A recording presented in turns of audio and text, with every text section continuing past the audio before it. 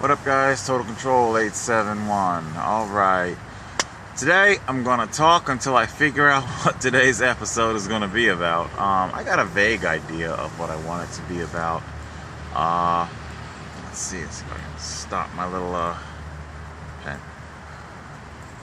And because I'm using my hands-free pouch that hangs from the gear loft of the tent.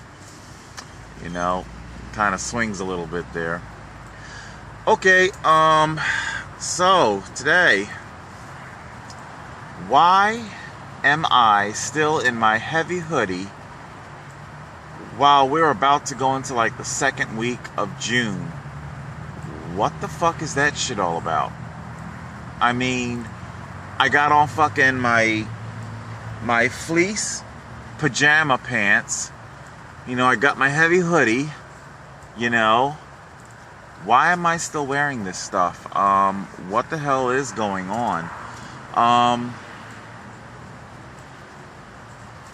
As I've stated in prior episodes, I don't really put a whole hell of a lot of stock into the current beliefs about global warming.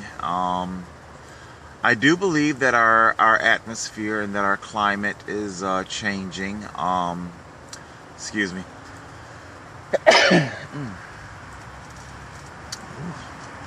Still got a touch of the old hay fever. So I think everything is changing. Climate, weather, stuff like that, weather patterns.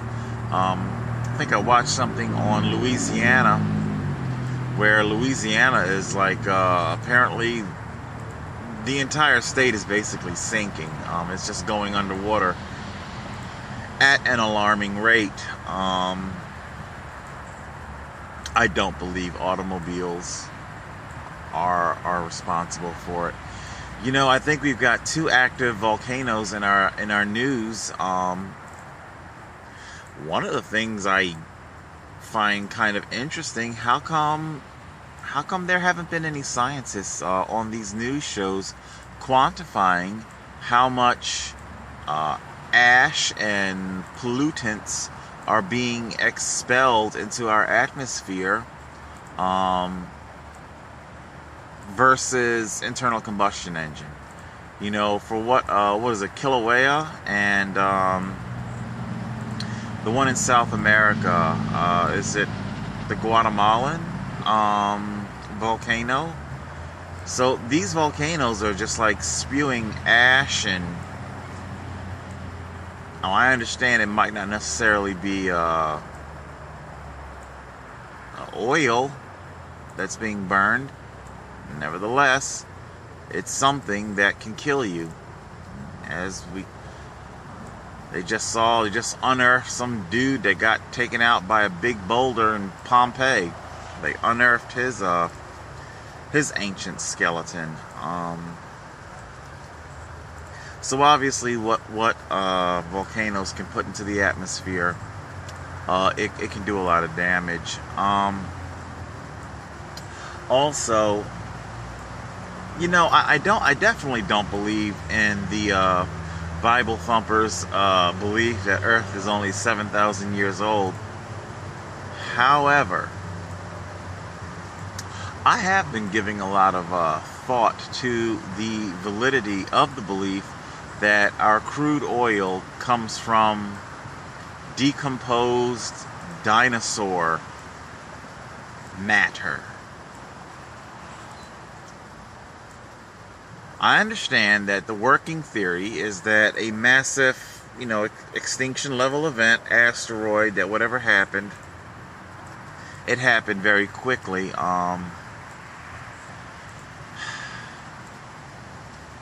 You see, the problem that I'm having here is that when you think about how freaking huge Earth is,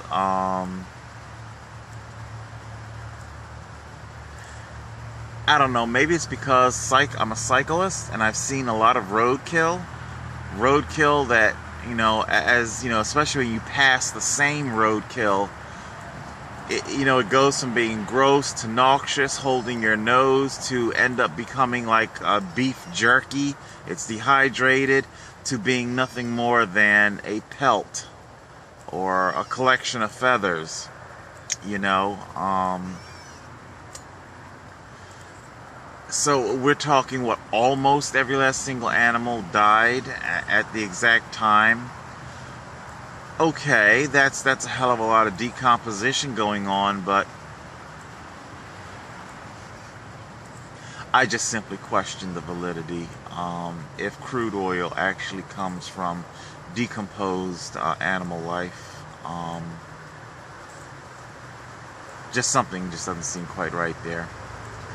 Okay, I also believe that I think the plant life during that time probably played a lot more to do with the creation of crude oil than the actual reptilian or mammal matter. And of course they say that mammals and reptiles, or at least the dinosaurs, existed, millions of years apart. Point is that I can't help but wonder if there is, again, I know I'm sounding all Illuminati-ish, is there something that's out there that wants to keep us ignorant as to where the crude oil actually comes from, and is it actually as fossilized and finite as we've been led to believe? I tend to question that. You got vegetable oil powered engines anyway. You see what I'm saying? Vegetable power, the vegetable diesel engine or what have you, it comes from what I like to call mothball technology. There's a lot of mothballed technology. Every now and then we'll hear about something in the news and whatnot, and especially you young millennials, you'll think that, wow, that's such a great invention. We're making such progress, and little do you know, it's actually just a bit of mothball technology that's been around forever. We had a lot of, there was like a huge techno revolution post World War II, I mean, leaps and bounds, huge leaps and bounds. Matter of fact, so much leaps and bounds that a lot of that technology, it indeed got mothballed. One such little nifty gizmo, a heat diode. It suction cups onto the window of an office building. This is not a solar device. It powers off of heat. It converts heat to electrical energy for charging a phone. So as the sun, rays heat up the side of the building, your suction cupped heat diode, it charges your phone. You really have no idea how much energy gets wasted. It's just ridiculous. There should not be any logical reason for a energy crisis of any sorts whatsoever. I think Ed Begley Jr. He's been driving an electrical car for decades. I'm sure he probably has a much newer one now, but there's a lot of mothball technology that's out there that I believe, I think graphene is being looked at. It's a substance. It's called graphene, and it's being looked at long and hard for being the core element, or at least part of the core element of the next generation of battery. It is purported that it will increase energy storage by like 30%, you know. So the cliche drone, a lot like I just watched something on another one of those flying car things, and they're all just basically human-sized drones, you know. And just like the small drones, they too can only fly for 20 minutes. I think the next generation battery it's coming, that's going to give us like maybe an hour, possibly even 90 minutes of flight time. And considering how fast you're going to be going, that opens up a lot of the country, you know, the continental US to you. And then you've got Elon Musk building super tubes, you know, where, be it individual cars or public trains or commuting vehicles, will be whizzing along at a couple hundred miles an hour. So yeah, you've got a lot of that going on. You know, I sit here in my tent. Sometimes I'll watch a couple of, I think they would call themselves prepper videos, you know, on YouTube. They're all over YouTube and whatnot. And they can be okay for learning a few things, learning a few tricks here and there. Although, if you really want to know the truth, I think the bulk of these prepper videos have gone to the ad dollar sponsorship dark side a long time ago, you know. They'll bring out, well, today,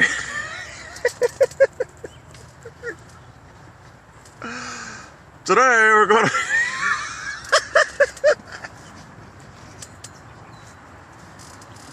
I can't do it.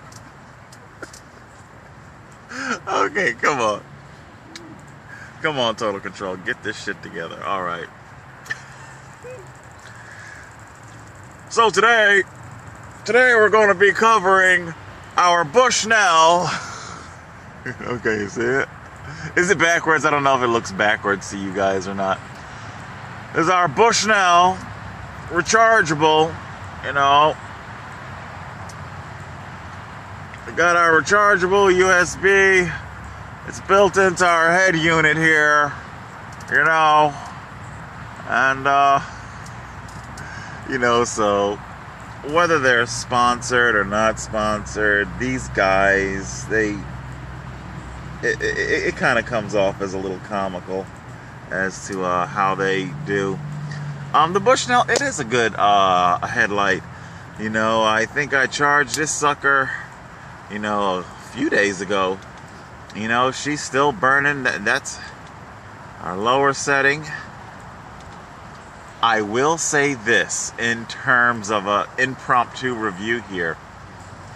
Bushnell, they don't put any kind of instructional packaging in this head unit here, and I had to go to a YouTube video to find out how the fuck to use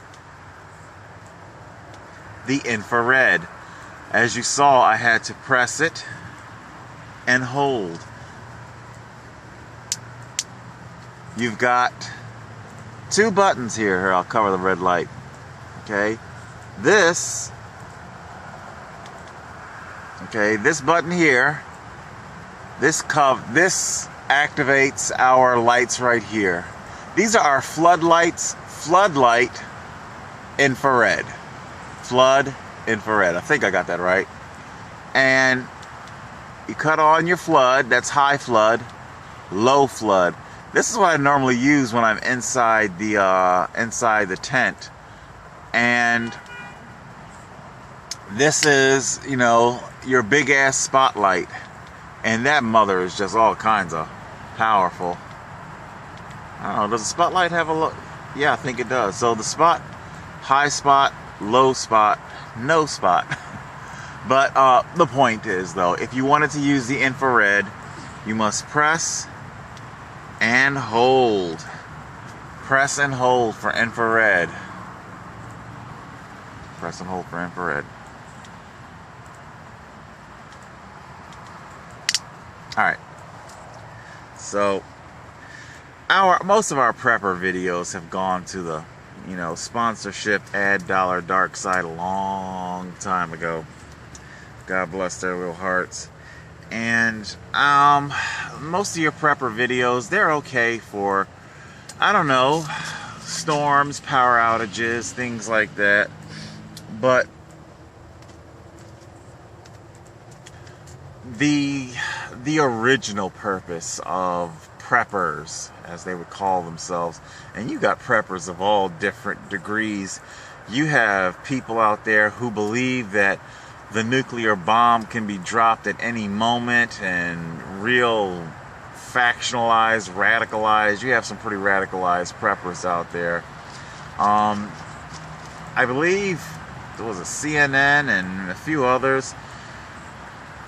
They did this story on converted nuclear silos, old converted nuclear silos where underground, because the gigantic tube, it's already there, it's underground.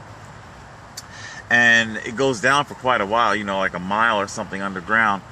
And they just the person who bought it, they made levels. So basically think of a high-rise underground. And a high-rise has apartment buildings in it, or condos in this sort. So these are survival. They try to bill it as being, bunkers.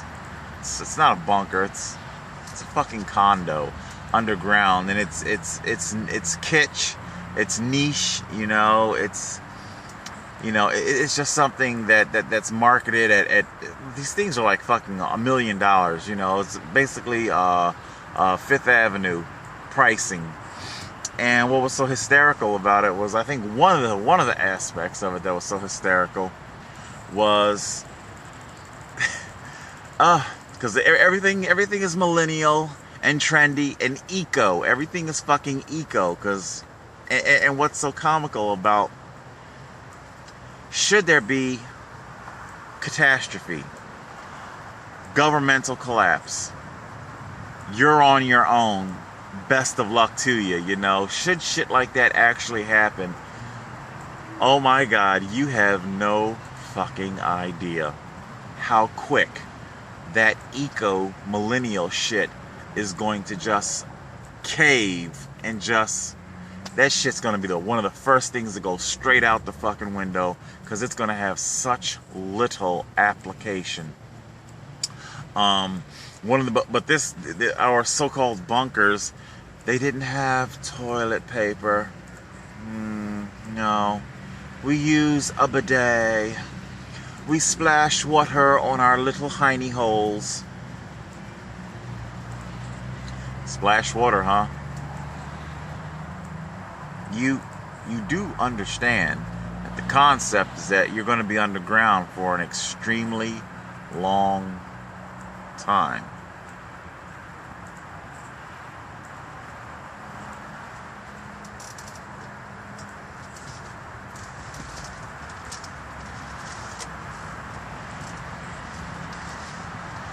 This is a luxury. This is a vice. This is fucking life. Do you understand? Alright? This is fucking life.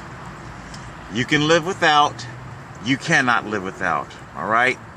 You don't use this to splash it up your ass. You understand? Alright? You don't do that shit. Like I say, it's all very, very niche. All very trendy, These people, you should have seen it. These huge, giant screen TVs and but all very, very energy efficient and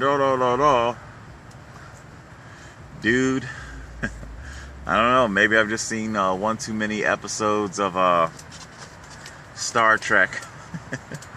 I saw one kind of harsh review about. They said they got sick and tired of Star Trek constantly talking about being their batteries running out. Shields down to this percent. Shields. The point, though, is that if it comes down to powering your air scrubber, okay, you know, air, it's every bit as important as this.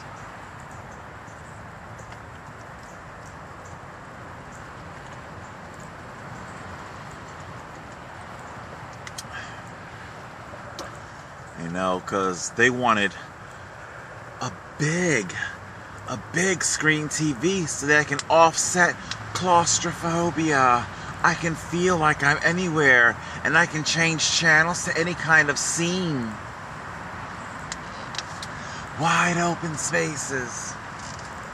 Okay, well, good luck with your wide open spaces as you deplete your energy reserves and you're no longer able to scrub the O2 out of your fucking air supply, you know, because, you know, you wanted to so there's just a huge difference between you know, marketed prepping and the real thing. There is on, I think, YouTube, it's the History Channel's documentary. I'll wrap up with this. I see I'm 20 minutes here. Yeah, I'm gonna see no more of those fucking 40-minute videos, because I know that's hard. One of the things that I found interesting in this History Channel Armageddon type, you know, government collapse type thing, they pointed out a few things.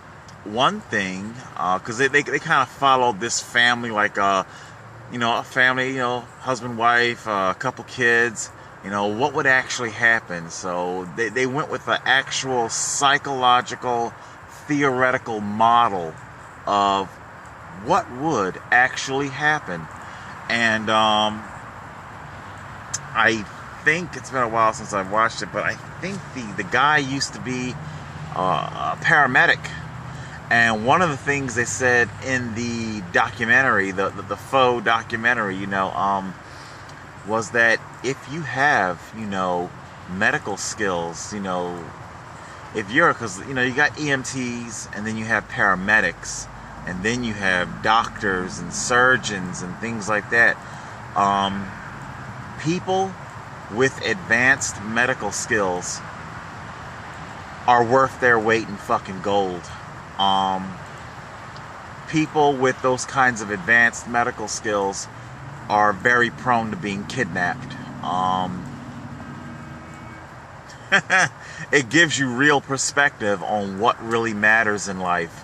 I remember the one winter that I spent in Atlantic City on the construction site, when I would go to the Chinese restaurant.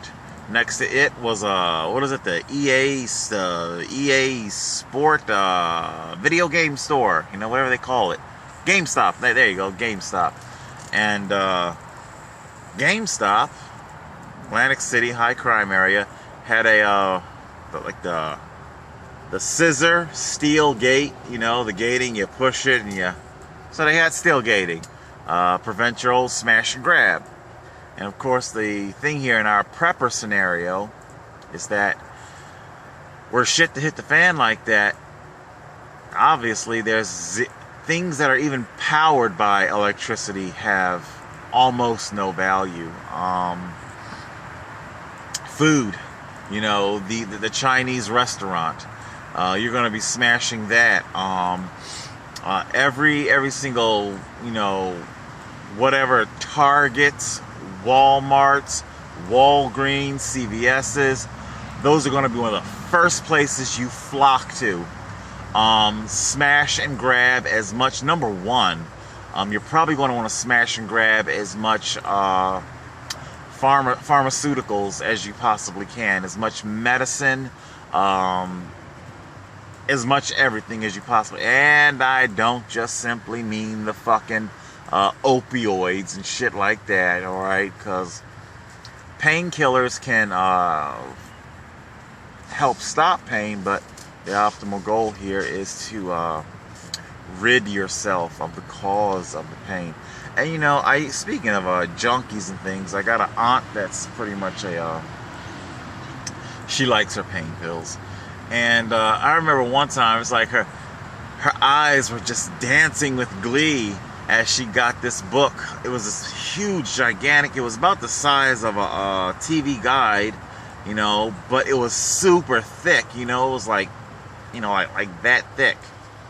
And in it was basically every single pill that they ever made, or at least made during that publication date. And yeah, you would probably need that book or a book similar to it. You're going to want to have to, and in paper medium, not a download, not a PDF file, okay? Remember now, if electricity isn't on demand and devices get broken and smashed, and so you're going to want to have access to a guide, you know, like a directory to a medicine, so that once you smash and grab all the fucking medicine, you need to know how to use it.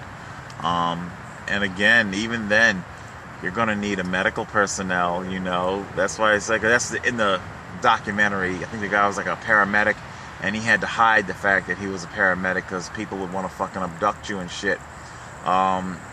They needed water, and there was like this kind of a gang, almost like a MS-13 type gang, had taken over a warehouse that had all kinds of water in it and shit, cases and cases of water. And the guy takes off his gold watch and he tosses it to him. He says, "Hey, you can have that for just one case of the water." You know, he tossed the gold watch. Now remember, this is like a gang member. Normally somebody who under normal circumstances, they'd commit murder to get that gold watch off of you. But here, it doesn't mean shit. It has zero value, okay? Fort Knox, nobody's going to be storming Fort Knox. Gold can do very little for you. Makes me think of this old Thundercat episode. Thunder, thunder, thunder, thunder.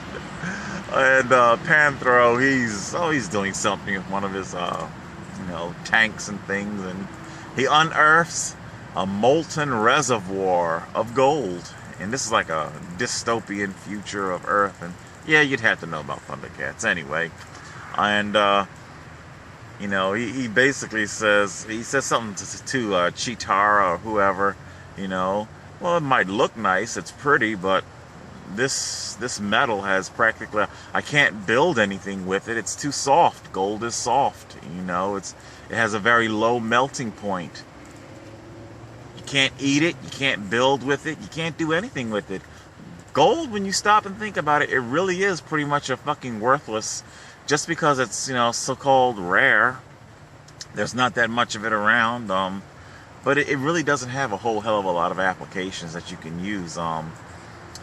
Anyway, so it was just interesting to see. They did other kind of tricks too about how to drill holes at the bottom of car radiators, because remember now, this is life, okay? It's not something that you can go without. And it might not seem very appealing to be drinking water out of a car's radiator, but hey man, you gotta have water. That's just simply all there is to it. Yeah, so all of you going back to our millennials, and oh my god, you know, you shouldn't leave your plastic bottle in a car because the heat in the car, it releases BPA, and that can, oh my, it's a chemical and it'll be released, and it's just good luck selling that fucking idea in a collapsed world, okay? BP who? BP, bitch, please. I just been drinking water out of rusted radiators for the past 10 miles, all right, of abandoned cars on the past 10 miles on the highway. You know, give me this fucking shit.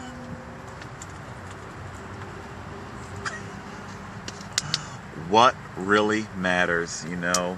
So, all right. I wanted to talk about politics today, Republicans, Democrats. I wanted to talk about Transformers. I mean, like, what the fuck does Transformers have to do with politics? Quite a bit, actually. Save it for next episode, I guess. Alright, that's it. Cutting it off. You guys start thinking about what actually matters. Maybe the government won't collapse in on itself. And you never really know what the fuck's gonna happen.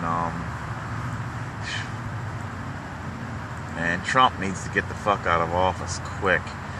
And that's not to say that, you know, whoever takes his place, be it Republican or Democrat, it's not to say that the threat will be gone, you know. Very dire times. I know they keep bragging about low unemployment. Dude, remember, you know, during slavery, just about every black was employed. You weren't paid for the work, but hey, it's a job. Somebody's giving you a place to sleep, something to eat. Quick side note, soul food, all remnants, scraps, you know. Chitlins, you're eating pig guts. Anyway, so again, just because you've created a job, is it a job that pays a living wage? You know, you wanna impress me, Trump? Start creating some jobs that pay a living wage. Otherwise, it's just nothing more than more modern day slavery. All right, cutting it off. Total Control 871.